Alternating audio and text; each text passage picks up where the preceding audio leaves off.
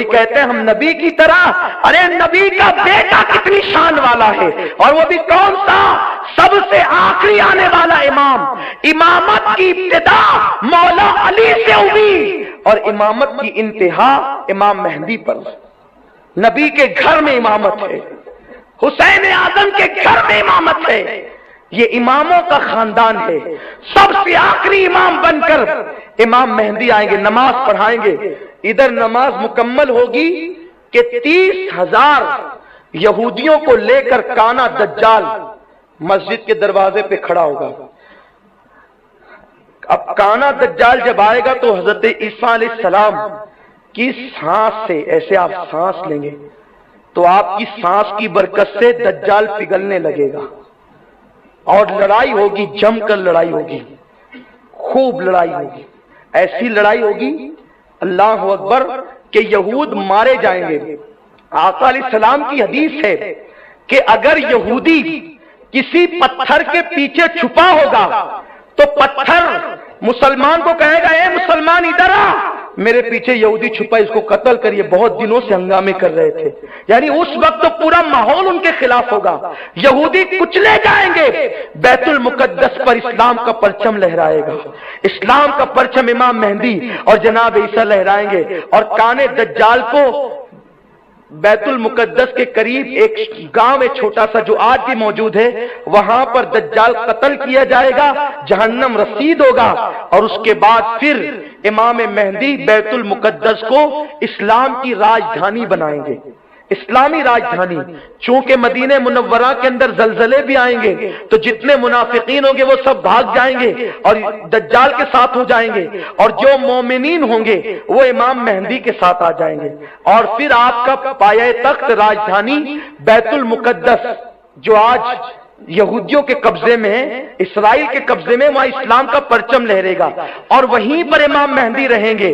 پھر یہ ہوگا چین، ہندوستان، پاکستان، ترکی، اور اس طرح سے دنیا کے جتنے ممالک پر کافروں کی حکومت تھی، وہ ان سے حضرت عیسیٰ علیہ السلام اور امام مہدی دونوں مل کر جنگ کریں گے، اور یہاں بھی بھیجیں گے اپنی افواج کو، اور عالمی سطح پر جنگ ہوگی۔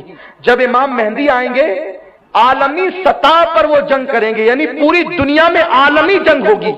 یہ غالباً تیسری عالمی جنگ ہوگی، 2 جنگیں تو ہو چکی عالمی، اب تیسری عالمی جنگ ہوگی، اور اس کے بعد قیامت قائم ہوگی، تو پوری دنیا میں جنگ ہوگی، اور اس جنگ کے اندر 6 لاکھ لوگ قتل کیے جائیں گے۔ وہ اتنی بڑی جنگ ہوگی، 6 لاکھ لوگ قتل کیے جائیں گے، اور پھر ایک دن آئے گا پوری دنیا پر اسلامی حکومت ہوگی۔ امام مہدی صرف 6 سال یا 7 سال کی قلیل مدت میں پوری دنیا پر اسلام کا پرچم لہرا دیں گے، اور اسلام ہوگا۔ اس وقت حال یہ ہوگا کہ سانپ اور بچھوؤں سے انسانوں کے بچے کھیلیں گے، لیکن سانپ اور بچھو ڈنک نہیں ماریں گے۔ اس وقت اتنی برکت ہوگی کہ ایک اونٹنی کا دودھ اگر دوہا جائے گا تو پورے خاندان کو پلایا جا سکے گا، اتنی برکت آ جائے گی۔ ایک انار کے سائے میں، اس کی چھتری میں پورا خاندان رہ سکے گا، اتنی برکت ہو جائے گی۔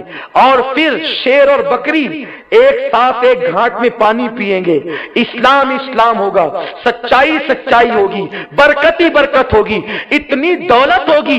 کوئی کسی کو دولت دے گا تو بولے گا نہیں آپ رکھیے، میرے پاس اللہ نے بہت دیا ہے۔ اس وقت لوگ تمنا کریں گے کاش یہ قبر سے ہمارے باپ دادا جو مومن دنیا سے گئے یہ اٹھ جاتے اور یہ آج کی راحتیں دیکھ لیتے، آج کا آرام دیکھ لیتے، آج کا سکون دیکھ لیتے۔ ایسا ماحول ہوگا، پھر اللہ اکبر، شان ہی شان ہوگی۔ اب اس میں طویل گفتگو کیا کروں، امام مہدی پر میں نے گفتگو کی۔ پھر یہ ہوگا حضرت عیسیٰ علیہ السلام شادی کریں گے، کیونکہ بغیر شادی شدہ اٹھائے گئے نا آسمان پہ، شادی کریں گے، اور شادی کرنے کے بعد جناب عیسیٰ علیہ السلام مدینہ منورہ جائیں گے، آقا کی بارگاہ میں حاضری دیں گے، وہاں سلام کریں گے آقا کو۔ آقا اپنی قبر انور سے اس وقت بھی جواب ثواب عطا فرمائیں گے۔ عیسیٰ علیہ السلام مدینہ شریف میں رہیں گے اور پھر وہیں پر حضرت عیسیٰ علیہ السلام کا وصال ہو جائے گا، اور حضرت عیسیٰ علیہ السلام کا جب وصال ہوگا تو وصال عیسیٰ کے بعد ابھی رسول اللہ کے قبہ خضرا میں 3 مزارات تھے، ایک آقا کا، ایک جناب صدیق اکبر کا، ایک جناب فاروق اعظم کا، لیکن ایک مزار کی جگہ ابھی بھی خالی ہے۔ تو جناب عیسیٰ علیہ السلام مدینہ شریف میں پردہ فرمائیں گے، اور جب مدینہ منورہ میں پردہ فرمائیں گے تو حضرت صدیق، حضرت عمر، ان کے بازو میں حضرت عیسیٰ علیہ السلام کا مزار بنایا جائے گا، وہ وہاں آرام کریں گے۔ اس کے بعد امام مہدی بھی اپنی زندگی کے 40 سال مکمل کر کے 80 سال کی عمر میں امام مہدی کا پردہ ہو جائے گا۔ آپ دنیا سے تشریف لے جائیں گے، 80 سال کی عمر میں پردہ فرمائیں گے۔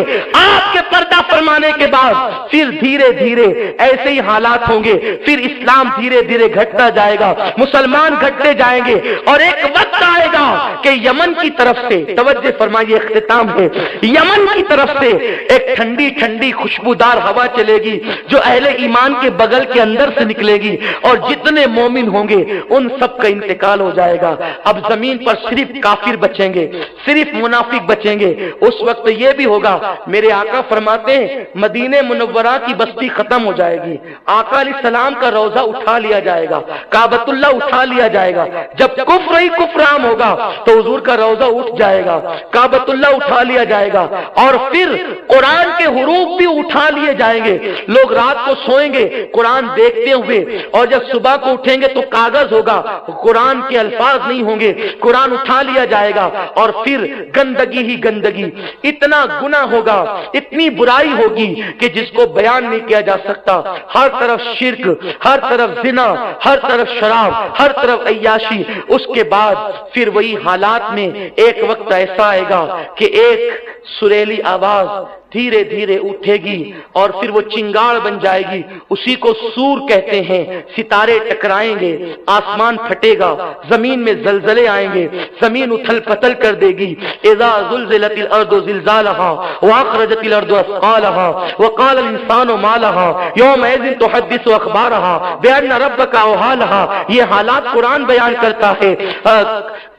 ثم کلا سیعلمون، ثم کلا سیعلمون، قرآن مقدس نے ایک الہاکم التکاثر حتی زرتم المقابر، کلا سیعلمون ثم کلا سیعلمون، قرآن مقدس سے کہتا ہے وہ ساتھ آنے والی ہے۔ اللہ اکبر، یہ کیفیت ہوگی۔ اور زمین جس وقت زلزلے زمین میں آئیں گے، ستارے آپس میں ٹکرائیں گے، زمین سے بڑے بڑے کئی گنا بڑے ستارے ہیں، جب ستارے ٹکرائیں گے تو جو گاون اونٹنیاں ہوگی ان کا حمل ضائع ہو جائے گا، لوگوں کے کان پھٹ جائیں گے، لوگوں کے سینے پھٹ کر کے کلیجے باہر کو آئیں گے۔ اس طریقے سے وہ چنگاڑ ہوگی اور قیامت آئے گی، لیکن قیامت جو آئے گی وہ صرف کافروں پر آئے گی۔ ایک مومن بھی جب تک زمین کے اوپر رہے گا قیامت قائم نہیں ہوگی۔